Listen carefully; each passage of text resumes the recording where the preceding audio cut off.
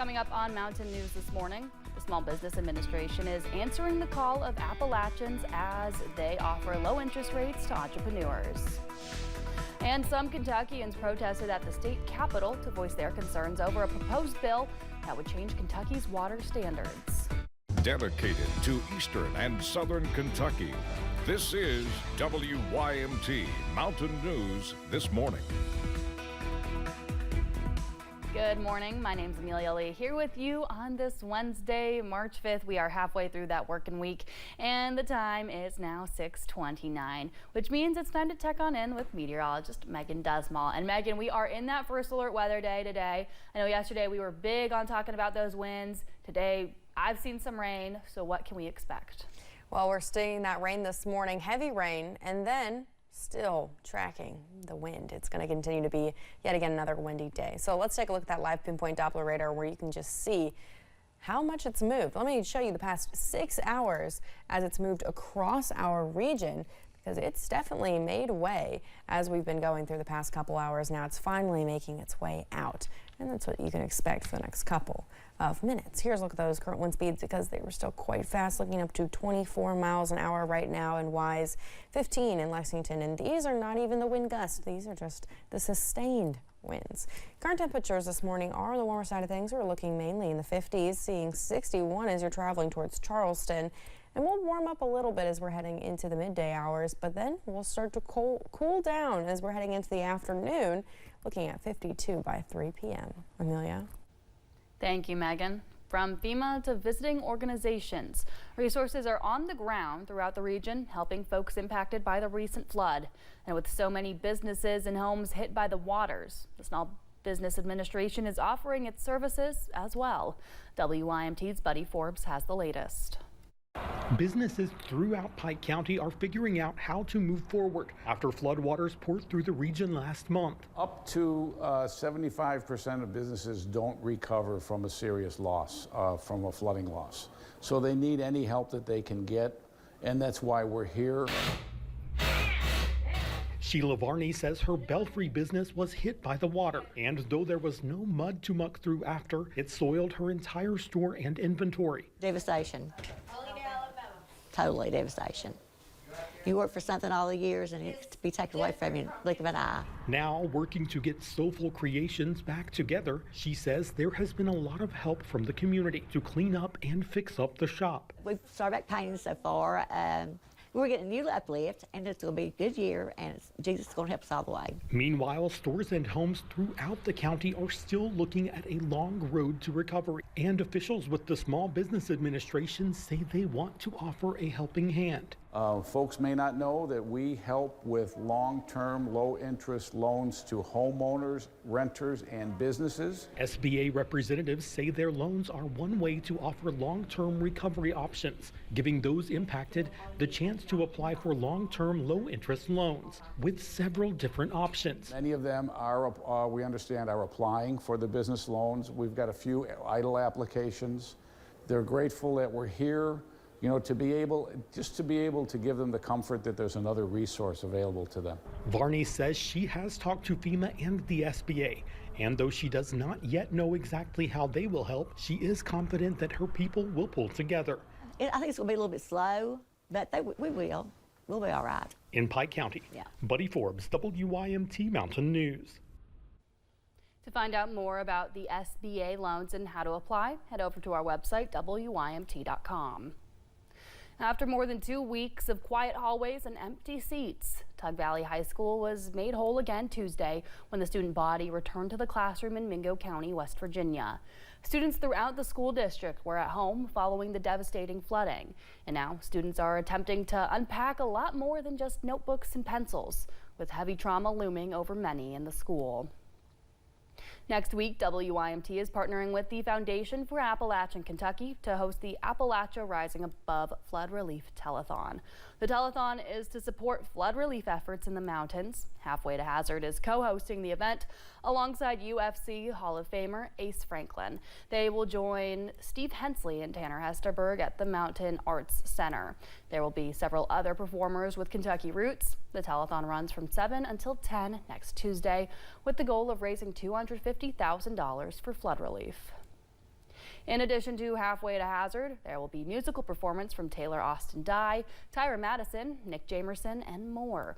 There will also be a silent auction hosted by WYMT and the Foundation for Appalachian Kentucky. On the auction block are autographed items from The Voice winner Jordan Smith and UK basketball player Trent Noah, among others. Tickets are $15 at the door. For more about this, you can go to WYMT.com. A bill to prohibit diversity, equity, and inclusion at Kentucky colleges and universities is moving forward. House Bill 4 would force those institutions to remove all DEI programs by the end of June. Representatives for the bill argued it would save taxpayers money. Those against it argued that protections for certain minority groups still need to be in place. Students and protesters against the bill addressed lawmakers directly, saying their voices weren't adequately heard. Topics threatened by poorly defined wording in this bill are only there to loom over students and educators. There's no other way to think about it. House Bill 4 passed in committee by a vote of 11-4. It now moves to the full chamber, where Republican Chairman James Tipton said it is expected to pass. Opponents of a bill that deals with water pollution protested in Frankfort yesterday. Senate Bill 89 would make it harder for environmental officials to regulate water quality.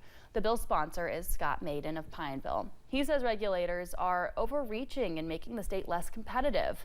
But at the River Row Boathouse yesterday, protesters say it will create a serious and detrimental impact on the drinking water supply. And it's just so heartbreaking with what the Senate Bill 89 will be involved with, especially when it comes to the everyday residents, the taxpayers, the consumers. It is literally going to make it harder for the everyday Kentuckian. The bill is still needed in the House. The former Letcher County Sheriff accused of killing District Judge Kevin Mullins plans an insanity defense. That's according to a new court filing yesterday. Mickey Steins is charged with shooting and killing Judge Mullins in his chambers back in September. According to the filings, Steins intends to present a defense of insanity.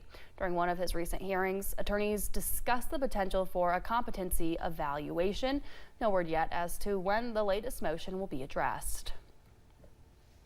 One Floyd County man was arrested after police discovered he was staying at a home with a child without contacting authorities. Police received a tip about a possible sex offender being at an apartment complex in Martin last week. Police later found Chad Reisner at the home. Reisner told police he knew he was not supposed to be at the home, but claimed he was there since his home was flooded. He was charged with failure to comply with sex offender registration. One person is dead after a head-on crash in Logan County, West Virginia. Crews from multiple volunteer fire departments responded to the scene at around 7:30 yesterday morning. Crews say they found two vehicles heavily damaged along Mud Fork Road and Piedmont Drive, with one person trapped. According to the Verdonville Volunteer Fire Department, the person was pronounced dead at the scene. No word on the name of the person who was killed. In Harlan County, two bodies were found inside a home.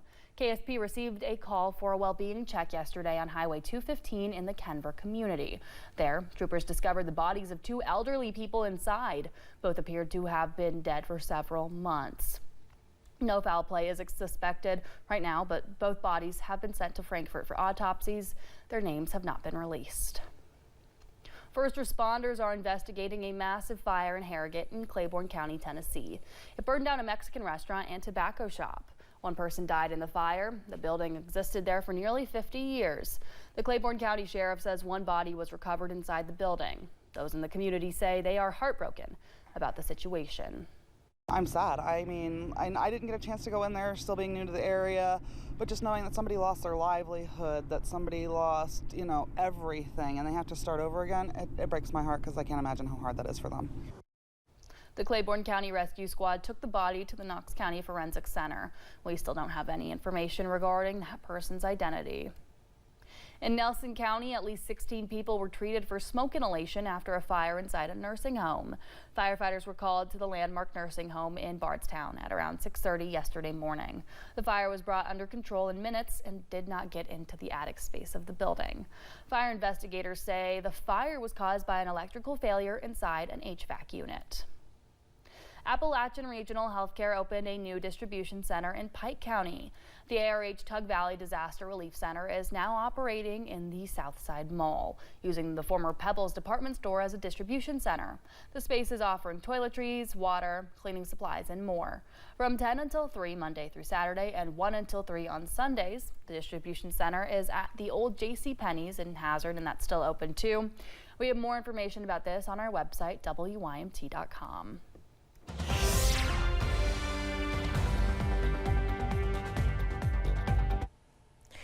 We're looking at those temperatures in the 50s this morning, and we'll be staying on track with those 50s and warming up just a little bit as we're heading into about that 11 o'clock hour before temperatures will be dropping as we're heading into the afternoon.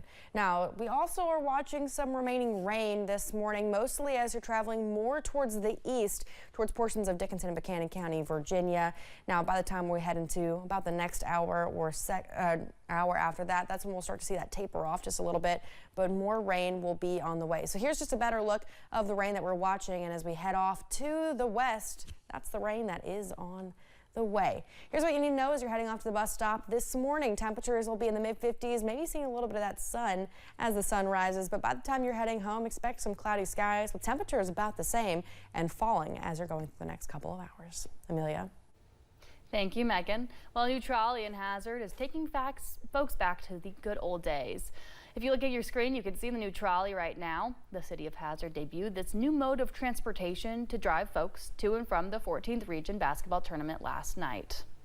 Definitely healing a part of my inner child, I think. I remember going to daycare and we would take trips on the trolley, and I just thought it was the coolest thing in the world. And so getting to see other kids be able to utilize that and bring that piece of Hazard back that makes us so special is really important. Stacy Fugit says she is excited for more people to have this experience and for a new mode of public transportation in the city. Well, thank you for joining us at 640. Still to come on Mountain News this morning, new measles cases reported across the country as the outbreak continues to spread, the fastest in Texas.